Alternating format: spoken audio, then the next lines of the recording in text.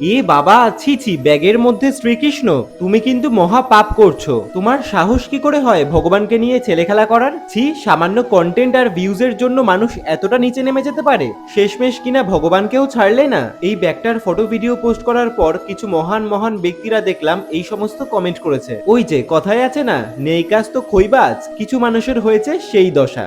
ঘরে কাজ নেই তো কি আর করা যাবে, যাই লোকের ভিডিওতে গিয়ে দুটো নেগেটিভ কমেন্ট করে আসি। টাইম পাসও হলো আর অন্যকে ছোট করে নিজের মনের একটা আলাদাই স্যাটিসফ্যাকশন হলো। জানেন তো, কিছু কিছু মানুষের মেন্টালিটিটাই এরকম, কারোর ব্যাপারে না জেনে না শুনে আগেই মন্তব্য করে দেওয়া। না মানে এইটুকুনি কমন সেন্স নিশ্চয়ই আমার আছে, যেই ব্যাগটার মধ্যে আমি ভগবানের ছবি আঁকছি সেই ব্যাগটার মধ্যে আমি নিশ্চয়ই কোনো আমিষ খাবার দাবার ক্যারি করব না। হ্যাঁ, অবশ্যই কোনো মানুষ ভুল করলে তার ভুলটা শুধরে দেওয়া উচিত। কোনো মানুষ বিপথে গেলে তাকে সঠিক পথটা অবশ্যই দেখানো উচিত, কিন্তু তাই বলে এমনটা একদমই নয় যে মানুষকে ছোট করে, মানুষকে অপমান করে একটা ছোট্ট করে নেগেটিভ কমেন্ট করে দেব। এতে কিন্তু সঠিক শিক্ষাটা দেওয়া হয় না, উল্টে নিজেকেই ছোট করা হয়। যাই হোক, ওইসব বাদ দাও, কিছু মানুষের স্বভাব মরলেও যাবে না। ওই যে কথায় আছে না, কুকুরের লেজ যতই টানো সোজা হয় না। ও হ্যাঁ, বলে রাখি, আমাদের নেক্সট বেসিক টু অ্যাডভান্স 10 দিনের অফলাইনে কলকার মাস্টার ক্লাস শুরু হচ্ছে 10th জুলাই থেকে ব্যারাকপুরে। যাই হোক, আগের ভিডিওতে কমেন্ট করেছিল আয়েশা, কৌস্তব, গুঞ্জন, পিঙ্কি, সোনিয়া,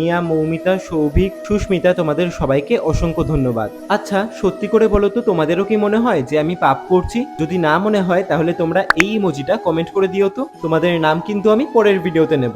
বাই।